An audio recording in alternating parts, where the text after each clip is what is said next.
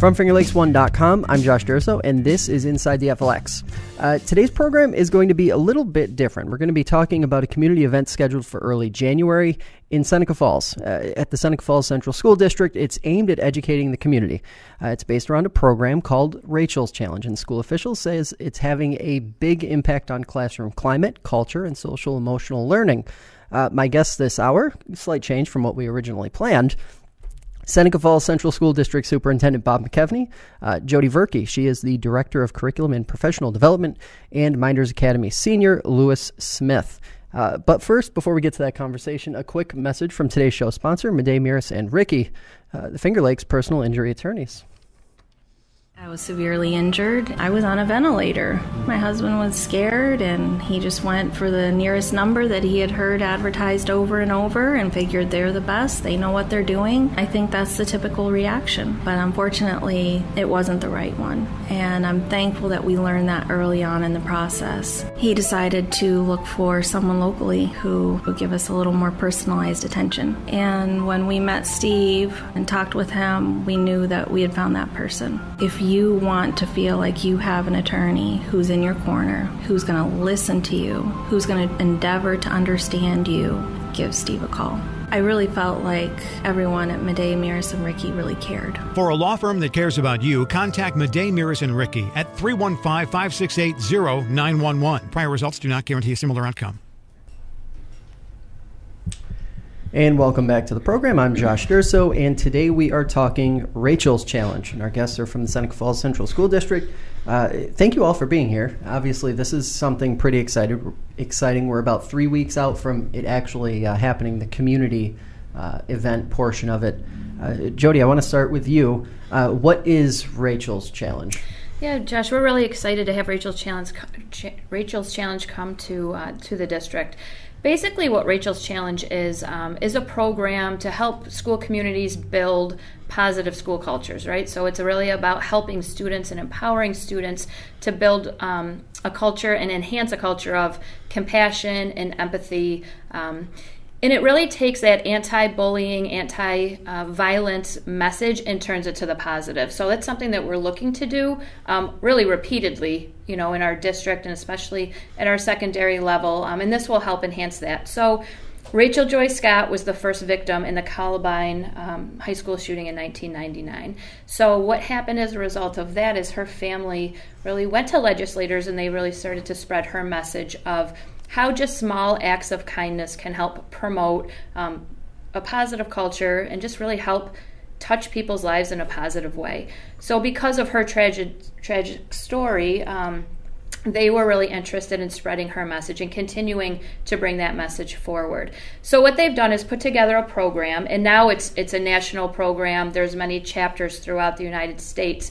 And what they do is really work with students and work with communities to help build that kind of chain reaction, they call it, of kindness and compassion within schools.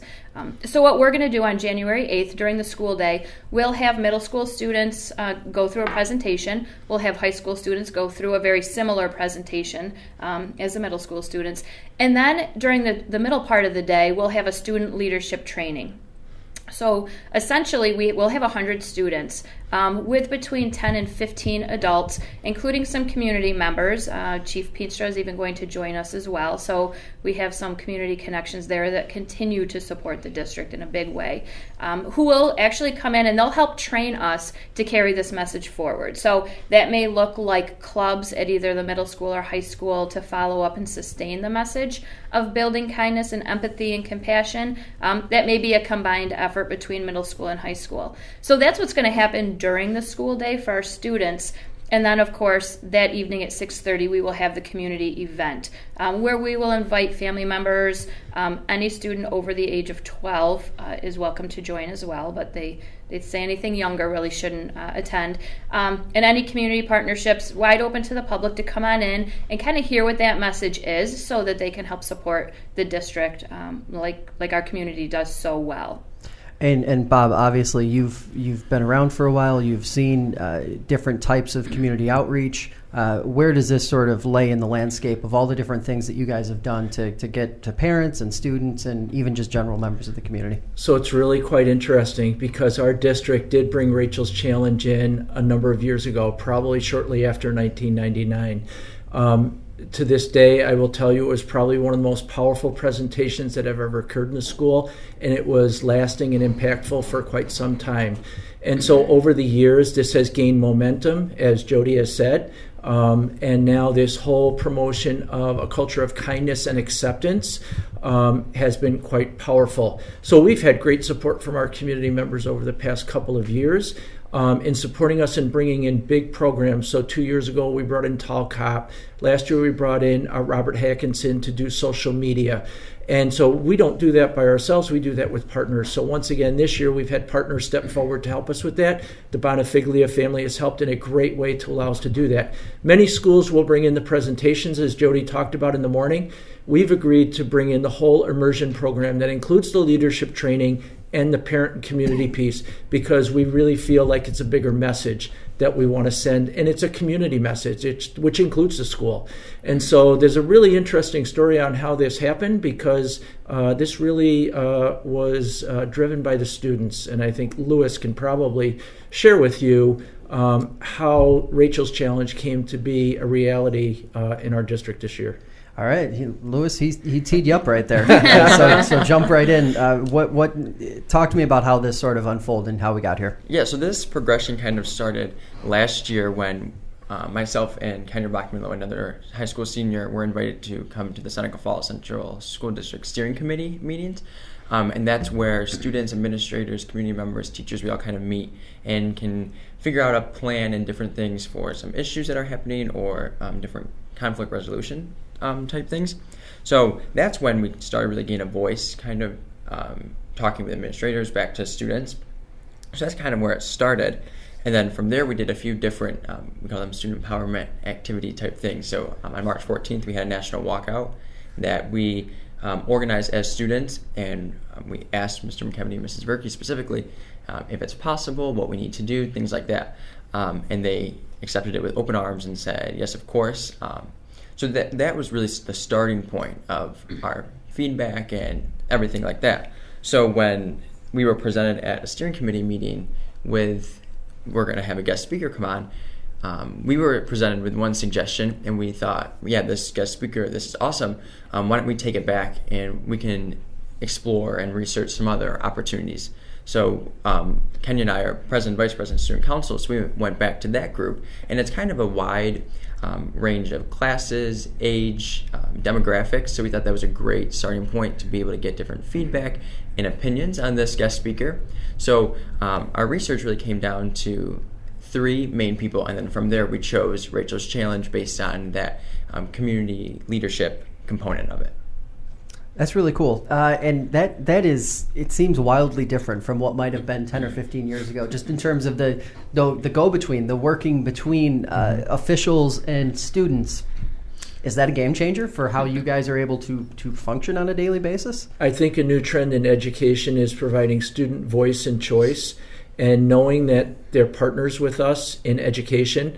You're looking at a different generation of learners, right? And so if they can have some empowerment and some voice and choice, we need to be receptive to that, and they're willing to work with us. And so we're starting to use Lewis and Kenya, who are great student leaders, to start to tap future student leaders to try to gain some capacity there. Mm-hmm. And so they work very well with us, and so they give us great feedback, but they're also very accepting of things that we talk about. So Lewis talks about the walkout. We said, absolutely, under one condition, you guys organize it.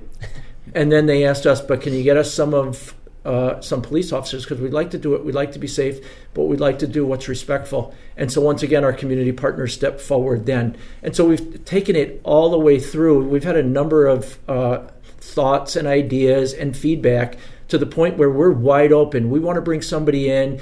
There's always that ongoing request to say, can we address the anti-bullying thing? And it was the students that came back and said, we'd rather flip it to the positive. So if you come inside Mynderse or Seneca Falls Middle School, you'll actually see a culture of acceptance and kindness. By and large, kids accept each other. And so the fact of the matter is, I don't know that that's well known outside of school. Is it the best? No. Could it get better? Yes. And so the fact of the matter is, when they presented us with three topics, their research was pretty clear, and they wanted something that's going to be lasting, and so do we. And so we kind of met right in the middle, and it's a win-win for everybody. Now, you guys seem to sort of stagger checkerboard events and things like these sort of community events throughout the year. How important is just keeping the stream going and not letting it sort of fade, or only doing this, once a year or something like that? So the one thing we think about when we do that, when we try to book these things, is try to do it at a time where we know we're not coming up to a break. So we get some momentum in school, but we also know that parents groups and community groups are still meeting, or they're coming into school. So once again, we chose January 8th intentionally, knowing that there's going to be a good stretch of school for 6 or 7 weeks where we can build some momentum and some capacity, because we don't want this to be a one and done. We want this to be a lasting, or as Jodi said, a chain reaction, because we're going to rely on the student leaders. We're going to rely on student council. We're going to rely on the PTOs. We're going to rely on some of our community partners to help us extend this message of kindness and acceptance, and at the same time really address that kind of anti-bullying theme that we're really required to do by law now. Now, I want to sort of dive into some of the terms that are used and some of the materials that have been going out to the public with this project, because I think there might be a little bit of confusion for some folks who aren't sort of connected to the educational world. Classroom climate. Jodi, what is classroom climate? Yeah, it's what it feels like, right? It's kind of just what it says.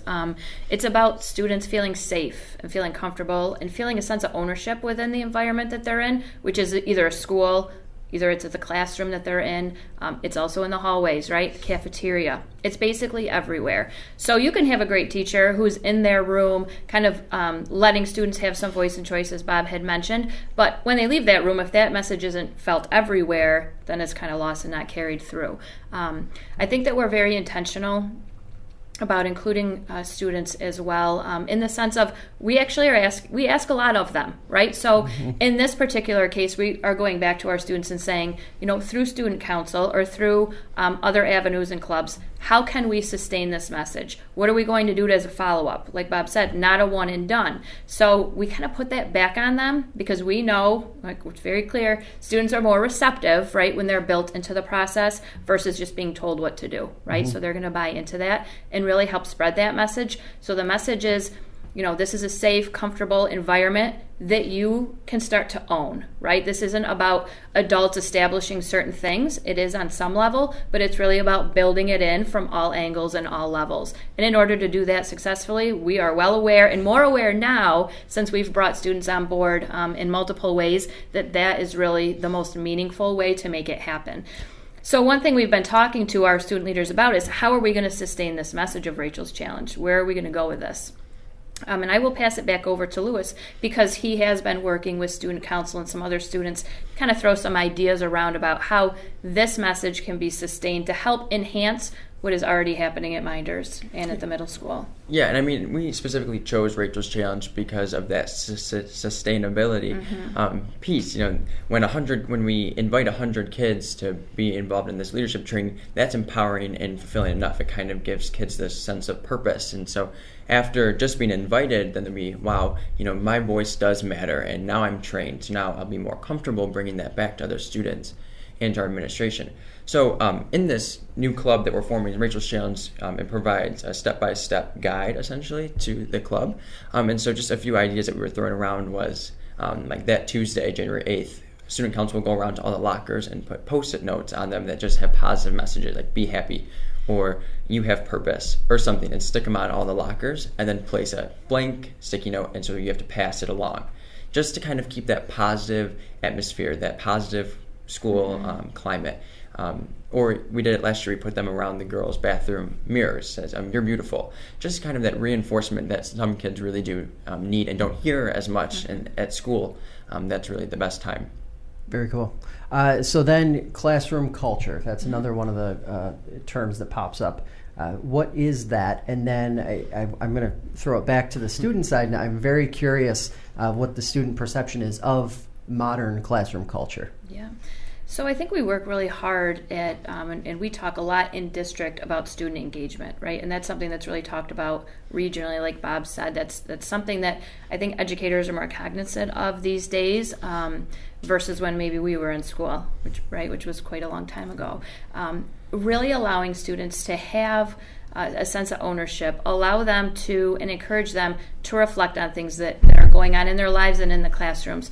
So it's really less about sit and get, it's less about the teacher's the center and the teacher's really telling everybody what they need to know. And it's more about making learning relevant and meaningful to students and making those connections and building those connections outside of school and making the things meaningful in their lives. So it's about immersing them in their learning versus just go to class, sit, listen, leave, be assessed, and so on. It's about making it authentic. And we try as hard as we can to make learning authentic. And, that's a process. And sometimes it's easier in certain classrooms and content areas than it is in others. But it is something that's right at the forefront of our minds in terms of helping students and enabling them and empowering them to really own what's going on in their lives, including what happens in school. And Louis, what do you, when you hear that, when you hear sort of the official explanation of what they're trying to do, what, not only you, but what do students sort of get or feel out of it? Right. The classroom culture is awesome at Mynderse Academy, and it really starts when we walk in the door. Our principal, Mrs. Lewis, and Mrs. Mullen, they stand outside and they welcome us. They say good morning. They say have a nice day. And that's where it really starts, that positive school culture. And then it is remained all through the day as teachers stand outside their classrooms and they say, how's your day going? And they look you in the eye and they say, I hope you have a nice day. So it really starts outside of the classroom, even before we walk into the school door. And then when we get in the classroom, we're greeted again with good morning, good afternoon. And in classroom, we do feel that we have a purpose. There's a lot of collaboration between students. We work on whiteboards, we go up to the board, we teach each other, and that's really the best way that we learn, we think, is through communicating with others and just bouncing our ideas off of each other. And the teachers are so receptive to every idea that we have, any question we ask, and even with kind of career readiness, they'll mock interview us, we do debates, we do all sorts of engaging classroom opportunities through different games, through technology. Any which way they convey the information to us is engaging, exciting, and it's really a great place to learn, for sure. And I feel like I'm getting a little bit of a element of teachers and administrators learning from students. Oh, absolutely. In some ways, yes, no, maybe so, agree, disagree. Oh, absolutely. Really, I think it started, like Louis mentioned, back in March of last year when the students came to us and said, "There's something we want to do something," and it's kind of outside the realm of what has been happening here. And we said, "Let's talk about it." Right. So Mr. McKeveny is really very good at being able to step back and say, "Why would we just say no?" Right. So we need to sit back, we need to listen, and we need to think about it and process it. And really make the best decision for kids, right? So that is probably the thing that we will miss the most about him, because he just really pushes administrators and teachers to think about, why would we not open the door on certain things? So that was the first time, really, in my experience, that students came and said, hey, we have some ideas we want you to listen to. And then we were able, through Bob's guidance, to really sit back and say, you know what, this is a great opportunity, not only for students, but for us to learn from them and to start building that trust, right? Which I think has been well established through our very articulate, respectful, and honest student leaders that we have. And we're building that capacity. So it may sound like this has been going on for a long time, and it has on certain levels, but maybe not as intentionally as it has been now. Having student leaders part of our steering committee has been impactful. I'm not sure how we would ever go back to not having students there. We currently have 4 students who join that meeting and have lots of open conversations. They provide insights that we don't see, right? So they see things at a different angle than we do. So it helps fill the gap and kind of close the circle in making informed decisions for everybody. So it's been a great thing. It's very impactful, I think, at the district level. Now, I do want to throw it over to Bob. Obviously, a lot of change in a relatively short amount of time in terms of years and how education has sort of morphed. how difficult is it still? Because there is still a quadrant of folks out there who think this is a bad approach, too much control for students. Mm-hmm. They push back against it. How do you defend that, or how do you go against that grain and say, this is right, this is the way it should be done? I think it's one of those things where you have to say you got to be looking 3 years down the road. You got to kind of be looking at what's the skill set and what's the knowledge base that students need 3 years down the road. So once again, you look at today's generation of students, I'll always call it the instant gratification generation, the video game generation, that I'm going to be doing things quickly and I'm moving on, whether it's a next level or whatever. So the fact of the matter is they're entering post-secondary studies where they have a lot of engaging opportunities, but even more empowerment, voice and choice.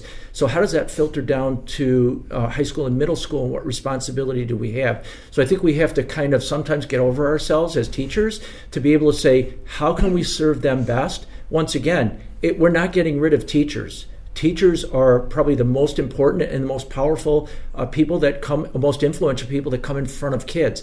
It's just, how is that instruction delivered? And how is it followed up with? How is it assessed? Because that's really the world that they're going to go into. So I think that's intentional. And so we've had a multi-year initiative of student engagement to student empowerment, because we believe students learn best by doing.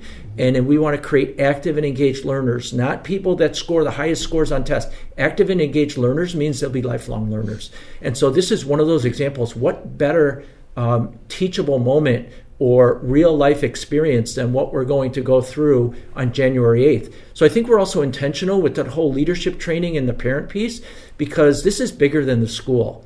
Because the thing is, as much as kids are accepted and there's a culture of kindness, there are also kids that are not connected, right? So we worry about social media, and we worry about the impact that it has on kids and how they become disconnected. And sometimes what's the impact on some of the mental health pieces. So just the little pieces like what Lewis said, and that's kind of what we know. We're going to learn a lot more on the 8th. What else can we do to kind of spread that word and make people feel connected, know they want to come to school, know that it doesn't matter what club you're in, what your interest is, you're part of us. And so we want to extend that to parents, to our community partners, to say we're all educating together, and this is one of the most powerful messages we can provide.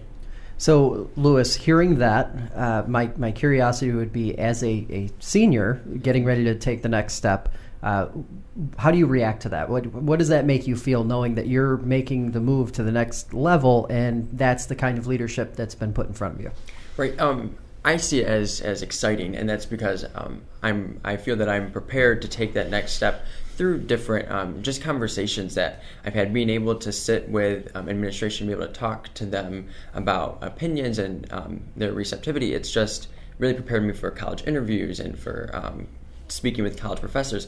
So having that piece is going to be really beneficial, and also being able to get on campus and be kind of what they call a change agent. So you're prepared with things that will lead to change on a campus, and that's what colleges look for, especially in the application process. And to be able to start that as a junior, senior in high school really is so advantageous for me and all other students that were involved in this process.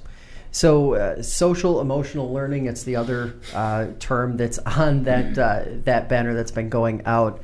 Walk us through what that is, Jodi, and how it sort of connects to some of the things you've already been talking about, obviously. Yeah, sure. But the broader goal. It connects. It connects. It's very aligned. So, in schools, traditionally, we talk about academic achievement. We talk about preparing students for Regents exams or for 3 through 8 state assessments. And what we're realizing with changing demographics, not only in Seneca Falls, but regionally, is that students come to us or don't come to us for reasons, right? So they come to us sometimes and their basic needs they're struggling to meet them. Family situations sometimes are challenging for students. So when they come to school, maybe they haven't had breakfast. Maybe nobody helped them get up in the morning, even elementary students. Maybe nobody was there. Maybe they haven't seen anybody in quite some time who has really kind of engaged with them. So what we know and what the state has recognized through kind of putting a requirement on us, which we actually agree with and say, yep, we see this need as well, are these social emotional learning benchmarks. So essentially what we're doing is, instead of saying, school is really all about just academics and solely academics, we have to recognize that we have to really help students meet basic needs before they can access the curriculum, before they can focus, before they're going to concentrate, and before learning is going to really feel meaningful and relevant to them. There are other things that have to come into play. So it's things like starting to build in, how do we build resilience in young folks? How do we help them build feelings of empathy and compassion? How do we kind of help them instill those basic needs that maybe we felt like 10, 15 years ago that happened at home, and we know we need to build that into the curriculum. And it's not silos anymore. It's not academics and social emotional learning. What we're working really hard to do, and we've been doing this for about the last year, is blending those two together. So how can we build on what we're already doing in school, right, and within the curriculum to help support the whole child, the whole student, because that's really what it's about. It's not just about getting to pass exams. It's about them being healthy people as well, right? So that requires a lot, and that requires a lot of time. It requires a lot of thought, and it requires people to be all in. And we ask a lot of teachers, and that's the bottom line. And this is another thing that we're asking them to kind of look through this lens, because it's so important to see the student as a whole child and not just as an academic learner. So it's about building those pieces in and doing it systematically and integrating it so that it feels like it's all comprehensive and it's not we're not talking in silos. So last question, I just want to go around the room. We'll start with the student this time, the student perspective. One thing you hope the community takes away from Rachel's challenge and the presentation that's coming up on the 8th of January.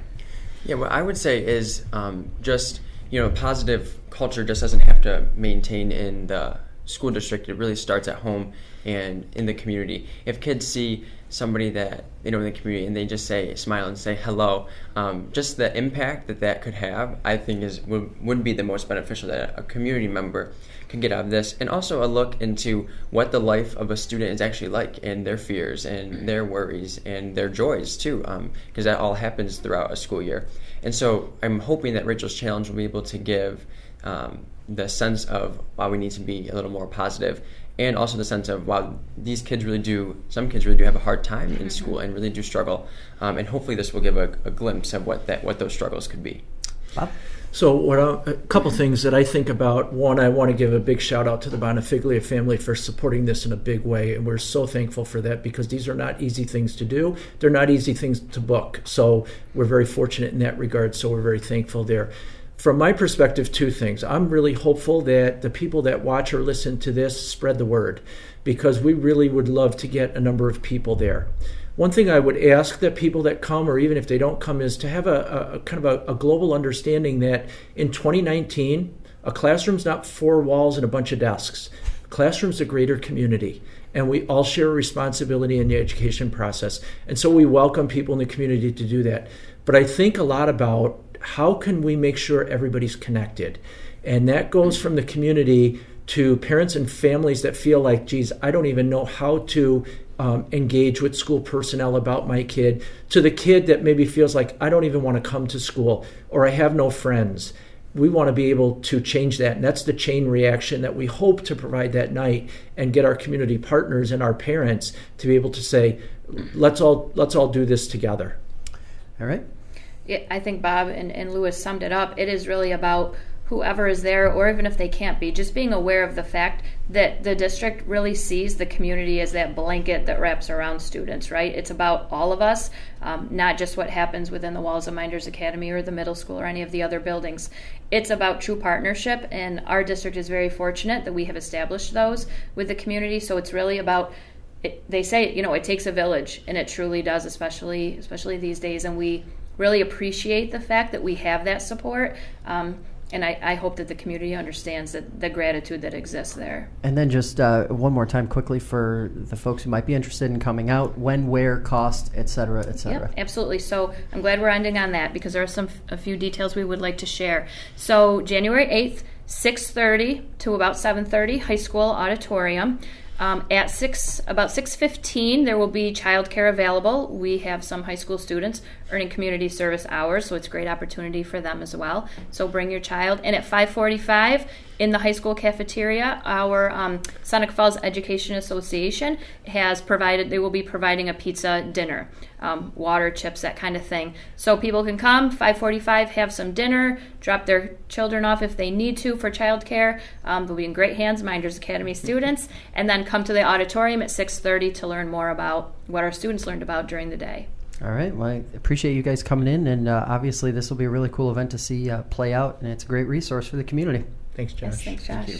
That's going to do it for us today. Remember, Inside the FLX is available on iTunes, Google Play, and Spotify. If you're in the area, go ahead and check out the presentation on January 8th. Thanks for listening, and look for new episodes of Inside the FLX on Thursdays and Sundays, exclusively on FingerLakes1.com.